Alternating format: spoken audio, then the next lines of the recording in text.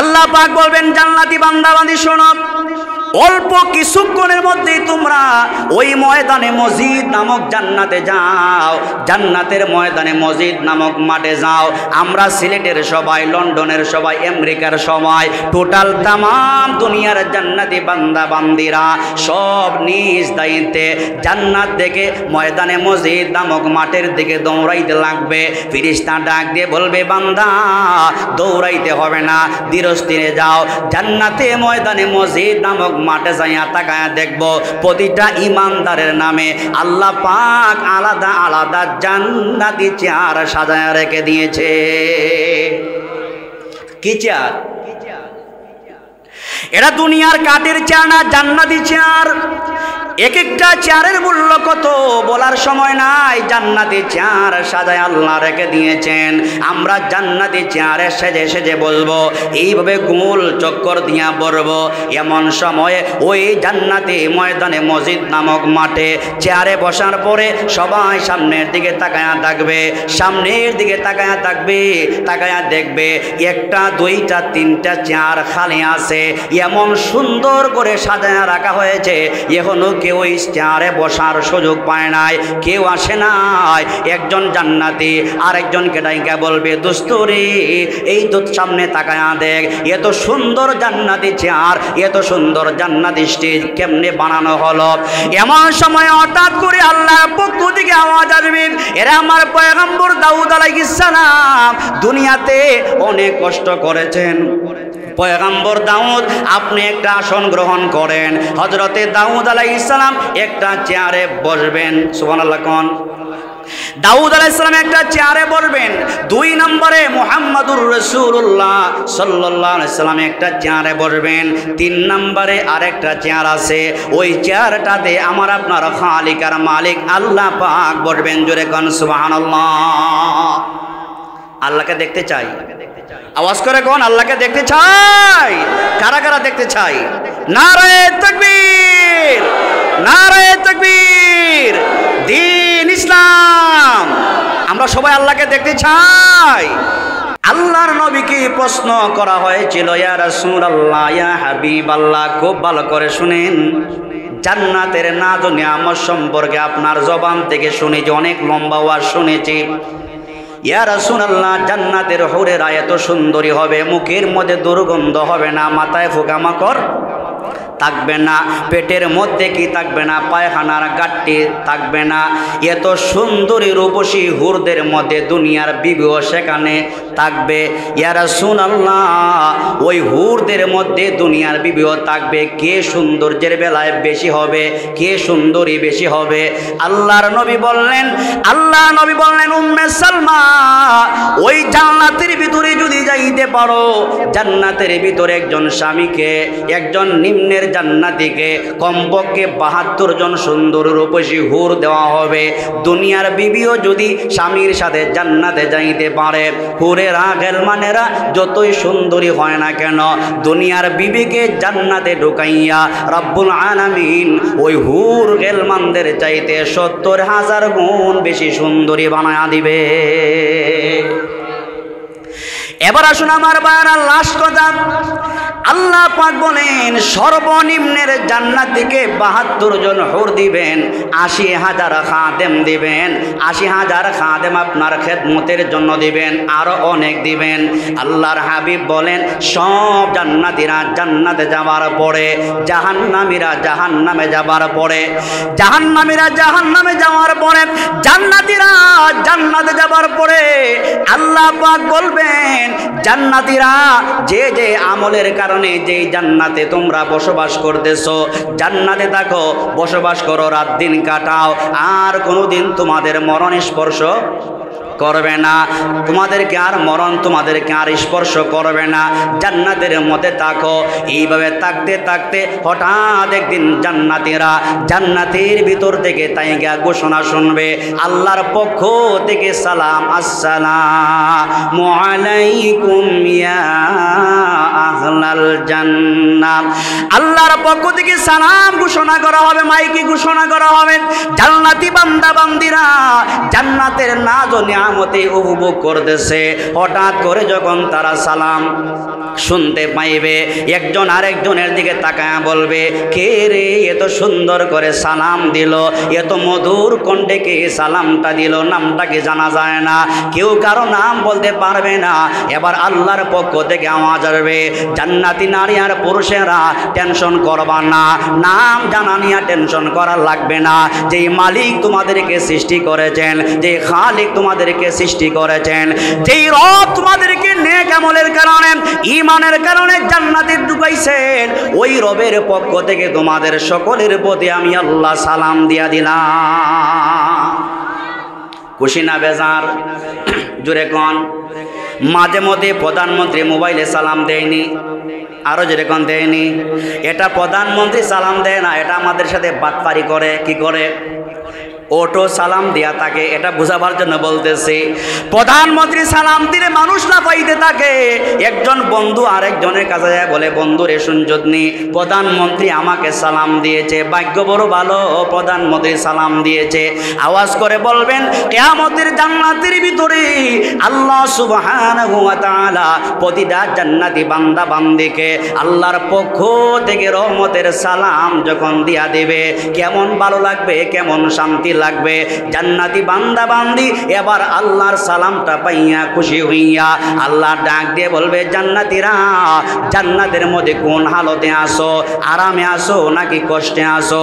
জান্নাতি বান্দা বান্দি বলবে, আল্লাহ যথেষ্ট পরিমাণে শান্তি আছি। এবার আল্লাহ ডাক দিয়ে বলবে, বান্দা বান্দি, আমি আল্লাহ যেই নাজ ও নিয়ামতের কথা তোমাদেরকে ঘোষণা করেছিলাম, তোমরা কি সেই নিয়ামতটা প্রাপ্ত, তোমরা কি সেই নিয়ামতটা তোমরা কি বুঝে শুনে পেয়েছ?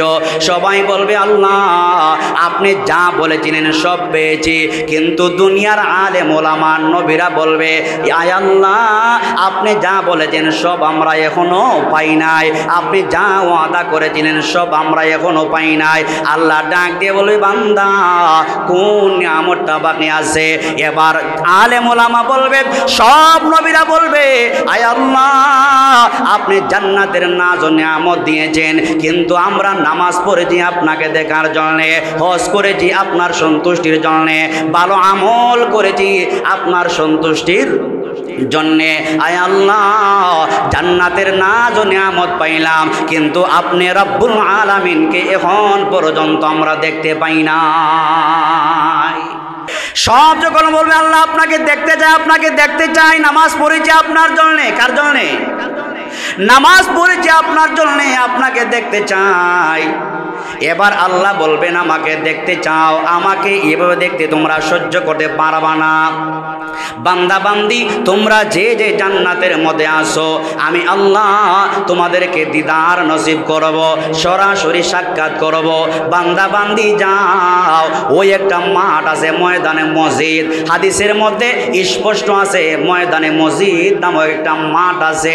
মাঠটা কত বড় লম্বা আলোচনা করার সময় নাই। জিবরিল আমিন আল্লাহর নবীর কাছে এসে বললেন, ইয়া রাসূলুল্লাহ আমার 600 ডানা আল্লাহ দিয়েছেন, ওই 600 ডানা নিয়া ময়দানে মসজিদ নামক মাঠটা ঘুরতে চাইলাম। ওগো আল্লাহর নবী আমি বড় ক্লান্ত হয়ে গেলাম, 600 ডানা দিয়ে আমি দৌড়তে লাগলাম, দৌড়তে দৌড়তে আমি ক্লান্ত হয়ে গেছি, কিন্তু আল্লাহর কসম ওই ময়দানে মসজিদ নামক মাঠটা আমি কি করতে পারি নাই, শেষ করতে পারি নাই। আল্লাহ পাক বলবেন, জান্নাতি বান্দা বান্দি শোনো, অল্প কিছুক্ষণের মধ্যেই তোমরা ওই ময়দানে মসজিদ নামক জান্নাতে যাও, জান্নাতের ময়দানে মসজিদ নামক মাঠে যাও। আমরা সিলেটের সবাই, লন্ডনের সবাই, আমেরিকার সবাই, টোটাল তাম দুনিয়ার জান্নাতি বান্দা বান্দিরা সব নিজ দায়িত্বে জান্নাত থেকে ময়দানে মসজিদ নামক মাঠের দিকে দৌড়াইতে লাগবে। ফেরেশতা ডাক দিয়ে বলবে, বান্দা দৌড়াইতে হবে না, ধীরস্থিরে যাও। জান্নাতে ময়দানে মসজিদ নামক মাঠে যাইয়া তাকায়া দেখবো প্রতিটা ইমানদারের নামে আল্লাহ পাক আলাদা আলাদা জান্নাতি চেয়ার সাজায়া রেখে দিয়েছে। কি চেয়ার? এরা দুনিয়ার কাঠের চেয়ার না, জান্নাতি চেয়ার। এক একটা চেয়ারের মূল্য কত বলার সময় নাই। সবাই জান্নাতি চেয়ার সাজায় আল্লাহ রেখে দিয়েছেন। আমরা জান্নাতি চেয়ারে সেজে সেজে বলবো, এইভাবে গোল চক্কর দিয়া বলবো। এমন সময়ে ওই জান্নাতি ময়দানে মসজিদ নামক মাঠে চেয়ারে বসার পরে সবাই সামনের দিকে তাকায়া থাকবে, সামনের দিকে তাকায়া থাকবে, তাকায়া দেখবে একটা দুইটা তিনটা চেয়ার খালি আছে, এমন সুন্দর করে সাজায়া রাখা হয়েছে, এখনো কেউ ওই চেয়ারে বসার সুযোগ পায় নাই, কেউ আসে নাই। একজন জান্নাতি আরেকজনকে ডাইকা বলবে, দোস্তরে এই তো সামনে তাকায়া দেখ, এত সুন্দর জান্নাতি চেয়ার, এত সুন্দর জান্নাতি স্টেজ কেমনে বানানো হলো। এমন সময় হঠাৎ করে আল্লাহর পক্ষ থেকে আওয়াজ আসবে, এরা আমার পয়গম্বর দাউদ আলাইহিস সালাম দুনিয়াতে অনেক কষ্ট করেছেন, পয়গম্বর দাউদ আপনি একটা আসন গ্রহণ করেন। হযরতে দাউদ আলাইহিস সালাম একটা চেয়ারে বসবেন। সুবহানাল্লাহ কোন দাউদ আলাইহিস সালাম একটা চেয়ারে বসবেন। 2 নম্বরে মুহাম্মাদুর রাসূলুল্লাহ সাল্লাল্লাহু আলাইহি সাল্লাম একটা চেয়ারে বসবেন। 3 নম্বরে আরেকটা চেয়ার আছে, ওই চেয়ারটাতে আমার আপনার খালিক আর মালিক আল্লাহ পাক বসবেন। জোরে কোন সুবহানাল্লাহ। আল্লাহকে দেখতে চাই, আওয়াজ করে কোন আল্লাহকে দেখতে চাই। কারা কারা দেখতে চাই?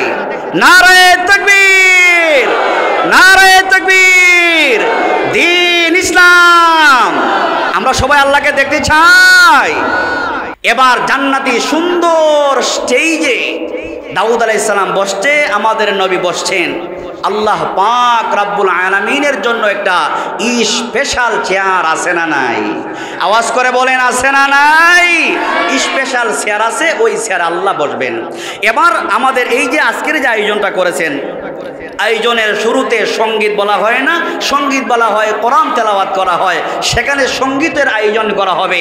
হযরতে মিকাইল আলাইহিস সালাম আল্লাহর হামদে বারি তাআলা উনি কি করবেন? গাইবেন, প্রশংসা করবেন। সুবহানাল্লাহ বলেন। মিকাইল আলাইহিস সালাম হামদে বারি তাআলার পরে আল্লাহ তাআলা বলবেন, দাউদ আলাইহিস সালাম দুনিয়াতে আপনি জাবুর তেলাওয়াত করতেন, উড়ন্ত পাখি আপনার কণ্ঠ শোনার জন্য আপনার কাছে বসে যেত। দাউদ আলাইহিস সালামকে আল্লাহ তাআলা বলবেন, আপনি তেলাওয়াত শুরু করেন। কোন কোন বর্ণনায় আসছে দাউদ আলাইহিস সালাম সূরা ইয়াসিন তেলাওয়াত করবে, আবার কোন বর্ণনায় আসছে দাউদ আলাইহিস সালাম তাবারাকাল্লাযী নামে সূরা মুলক নামে একটা সূরা আছে, এই সূরাটা তেলাওয়াত করবে। সুবহানাল্লাহ বলেন। আল্লাহর পয়গম্বর দাউদ আলাইহিস সালাম সূরা মুলক তেলাওয়াত করবে। কণ্ঠের মধ্যে তো জাদু, এত আকর্ষণ। তেলাওয়াত সূরা মুলক আমরা যদি তেলাওয়াত করি 5 মিনিট লাগে, 4-5 মিনিট লাগে, কিন্তু দাউদ আলাইহিস সালাম ওই শুধুমাত্র সূরা মুলক তেলাওয়াত করবে, 1 দিন 2 দিন না, কমপক্ষে 40 বছর চলে যাবে। কত বছর? 40 বছর চলে যাবে। সব জান্নাতীরা অবাক হয়ে দাউদ পয়গম্বরের চেহারার দিকে তাকায়া থাকবে, তেলাওয়াত শোনার দিকে তাকায়া থাকবে।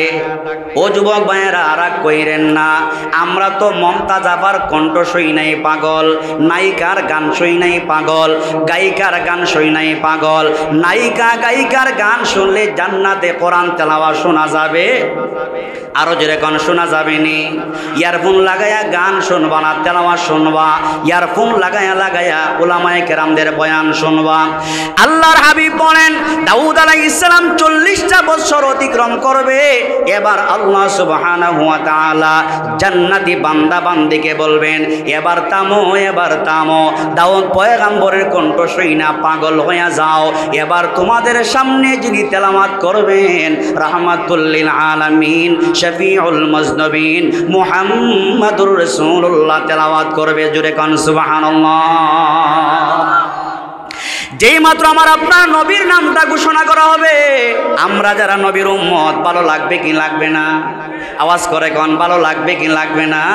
কেমন ভালো লাগবে, জান্নাতে না গেলে অনুমান করা যাবে না। এবার আমার আপনার নবী, নুরানি চেহারাওয়ালা নবী, প্রধান অতিথির স্টেজে চেয়ারে বৈশা প্রধান মেহমানের ভাষণ দিবেন। এটা দুনিয়ার ভাষণ না, এটা ক্ষমতা দখলের ভাষণ না।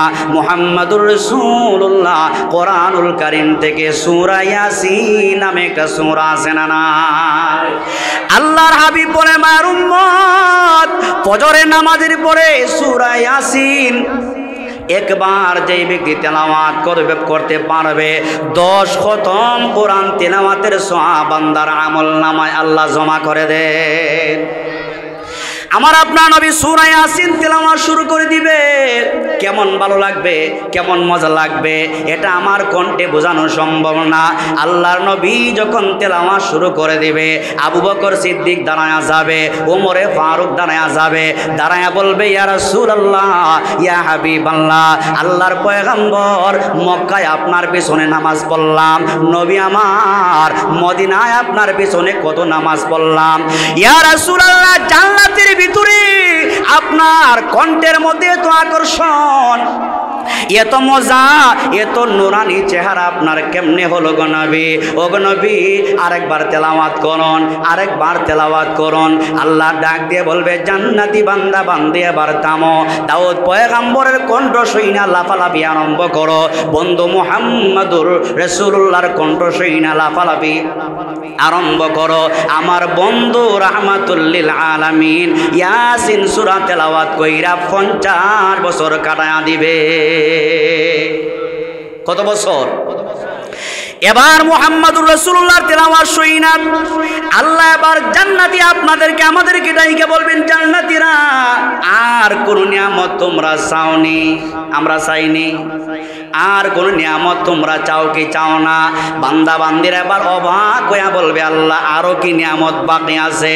এত কিছু দিলা, আরো কিছু নিয়ামত কি বাকি আছে? আল্লাহ বলবে হ্যাঁ, আসল নিয়ামতটা এখনো বাকি আছে। এবার রব্বুল আলামিন, আল্লাহ পাক রব্বুল আলামিন উনি উনার যে চেয়ারটা আছে, সভাপতির চেয়ার যে আছে, এত সুন্দর করে সাজানো গোছানো আছে।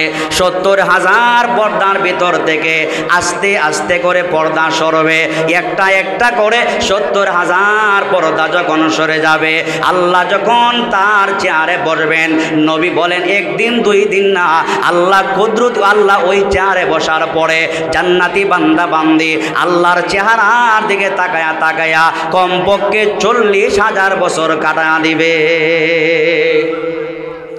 40,000 বছর কাটায়া দিবে। সব জান্নাতীরা অবাক হয়ে আল্লাহর দিকে তাকায়া থাকবে। এবার আল্লাহ ডাক দিয়ে বলবেন, জান্নাতীরা এবার থামো, এবার থামো। আমার পয়গম্বর দাউদের কণ্ঠে তেলাওয়াত শুনলা, মুহাম্মদের কণ্ঠে তেলাওয়াত শুনলা। জান্নাতীরা এবার আমি আল্লাহ পাক রব্বুল আলামিন কোরআন নাজিল করেছি। দাউদকে আমি আল্লাহ কণ্ঠ দিয়েছি, মুহাম্মদুর রাসূলুল্লাহকে আমি আল্লাহ কণ্ঠ দিয়েছি, আমি আল্লাহ কোরআন নাজিল করেছি, আমি আকামুল হাকিমিন আল্লাহ পাক রব্বুল আলামিন আমার জবান থেকে বাস্তবে তোমাদের সামনাসামনি হইয়া আমি আল্লাহ কোরআনুল কারীম থেকে সূরা রহমান নামক সূরাটা তেলাওয়াত করে শোনায়া দিব।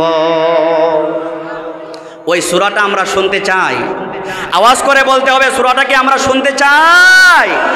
আল্লাহর কণ্ঠে, রাসূলের কণ্ঠে, দাউদ পয়গম্বরের কণ্ঠে আমরা কারা কারা তেলাওয়াত শুনতে চাই? আওয়াজ করে হাতটা উঠান। লিল্লাহে তাকবীর। আর জোরে